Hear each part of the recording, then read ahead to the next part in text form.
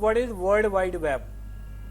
So World Wide Web is nothing that simple. It's a type of it's a type of group of web pages which are established or which are hosted on the web servers. Now, in other terms, we can say the World Wide Web is a collection of hosted websites. Now, what are these websites? Website means a collection of interlinked web pages, and these web pages are interlinked with the help of hyperlinks. And these web pages can contain content like text, images, videos, and other multimedia, and navigate between them via hyperlinks. And these hyperlinks are called as hotlinks. Some of the advantages associated with networking are data sharing, hardware sharing, internet access sharing, usage of network-based applications. Data sharing means with the help of internet or with the help of network, we can share our information.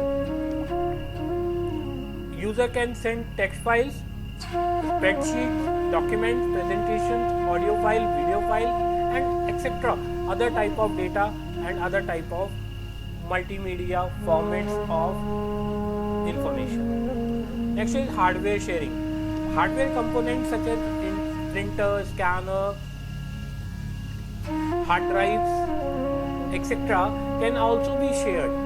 For example, instead of purchasing 10 printers for each user within a lab, one printer can be purchased and shared among multiple users, thus saving cost. Instead of purchasing 10 or 20 printers, we can share a single computer or single printer. Next is internet access sharing. We can purchase a single internet connection and share it among other computers, similarly as we are sharing hardware resources. We can purchase a single internet connection and share it among other computers in a network. Instead of purchasing multiple internet connections for each computer, we can use a single internet connection and share among the different nodes within your lab or within your offices or within your organization. This is very commonly found in internet cafes,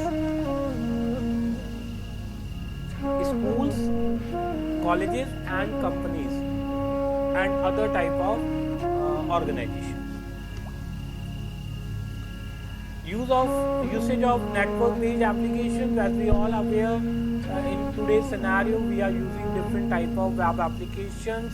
Some are help us to communicate with the other, and some are help us to do our work distantly, such as web browsers, email clients, chat applications, audio and video calling, and etc. are the another advantages of web-based, network-based applications. Next is how we can get access to the internet. To use the internet, you need an internet connection. It is an obvious. If you want to use an internet, you need an internet connection. You need an internet connection. Internet connections are provided by internet service providers. Now, here comes the role of ISP. ISP means internet service provider. Internet service providers such as Bharat Sanchar Nigam Limited, BSNL, Airtel, MTS, Vodafone, Tata Docomo, Reliance Jio, etc. These are the example of ISPs. So now let's discuss about what is ISP. ISP means internet service provider.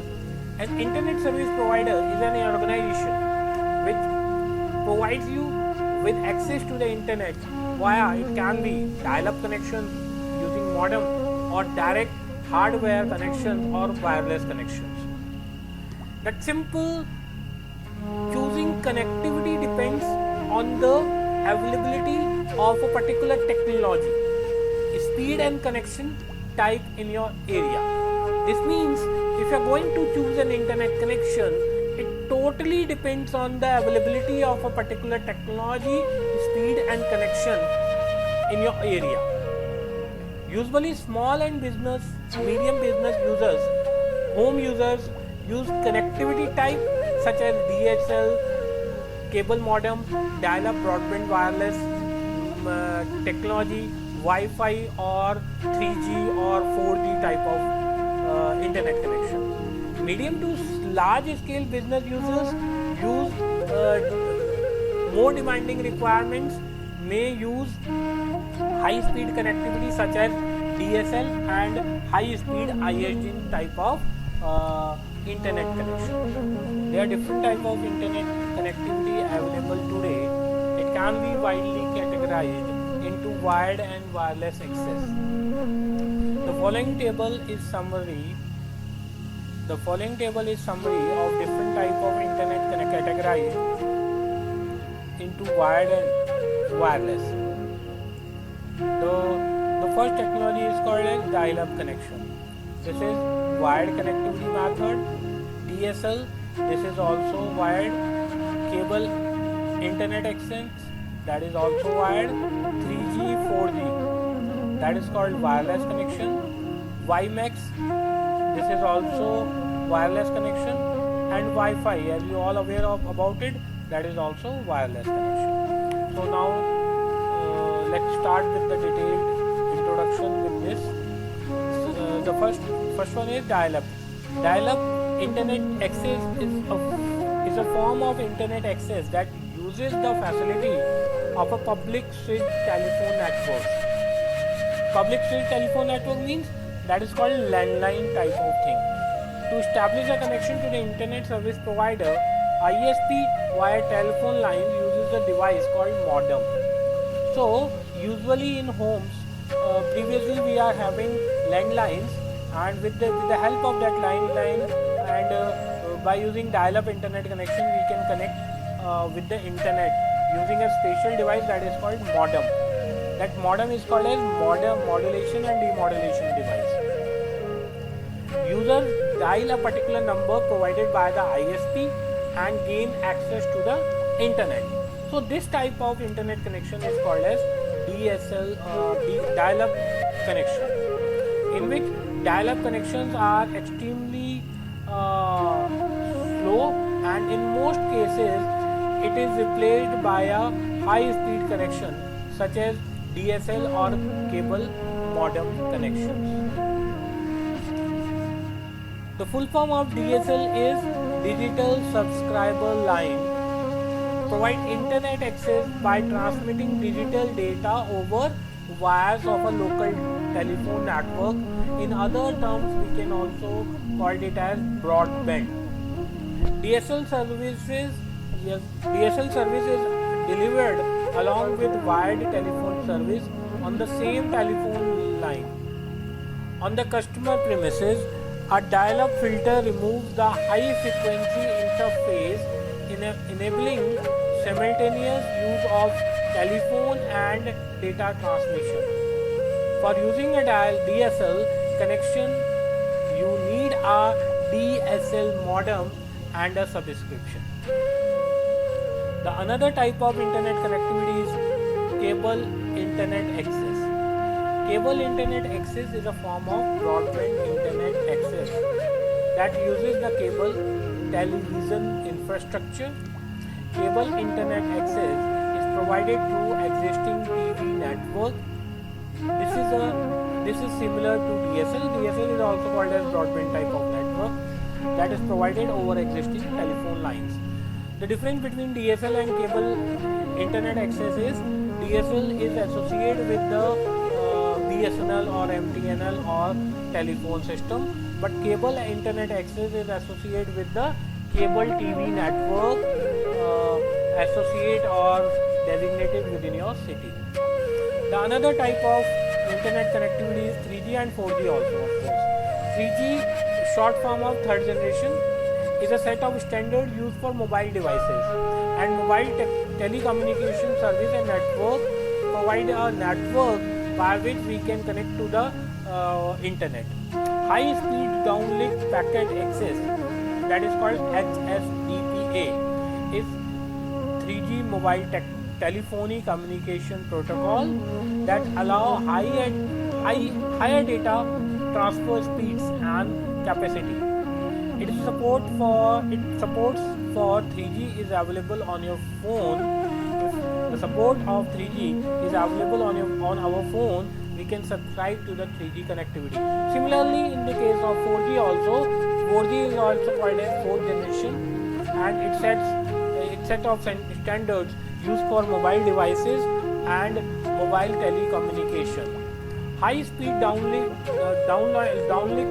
packet access HSPDA and VoLTE is 4G protocol which help us to connect to the internet servers. Next one is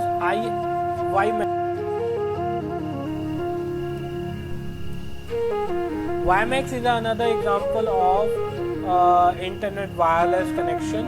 By using this, we can communicate we can connect to the mobile broadband connectivity across cities and countries through a variety of devices. So WiMAX is another medium to connect to the internet with the help of broadband method, and DSL is a wired method and WiMAX is a wireless method, and both the working of both the channels are same as we use in DSL. Another one is Wi-Fi. Wi-Fi means wireless fidelity network, and it will provide you to connect to the internet with the help of wired connection to the wireless mediums. Next one is, what is the procedure or what is the protocols which are used to transfer data over the internet? That's simple. Having asked of data transfer, having talked of data transfer and the internet, have you ever wondered in simple language? Let's see what happened to a piece of data, say a web page, when it transmits over the internet. The data is broken. The first one is that the data is broken up into bits of same size, that is called packets. A header is added to each packet, explain where the data has came from, where it should end up, and where it fits with the rest of the packets. Each packet is sent from the computer to computer until it finds its destination. Each computer on the way decides where next to send the packet. All packets may not take the same route. At the destination, the packets are examined. If any packets are missing or damaged, a message is sent asking for them to be resent. This continues until all packets have been received intact. The packets are now reassembled in an original form. All this done in seconds. So, whenever we send data from one place to another, first of all, it broken into small bit of packets. Then a header is added to each packet, explain where the data has came from. Each packet is sent from one computer to another until it finds a destination. At the destination, the packets are examined for any loss of data. The packets are now reassembled and form the original information.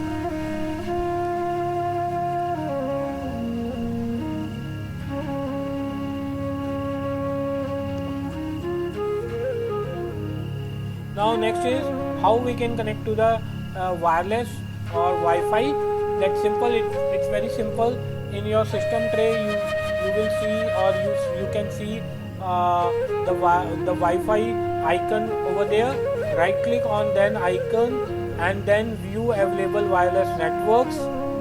And from the list of wire networks, you can select any of them and then click, and then it will demand, or it will ask you to enter the Wi-Fi code.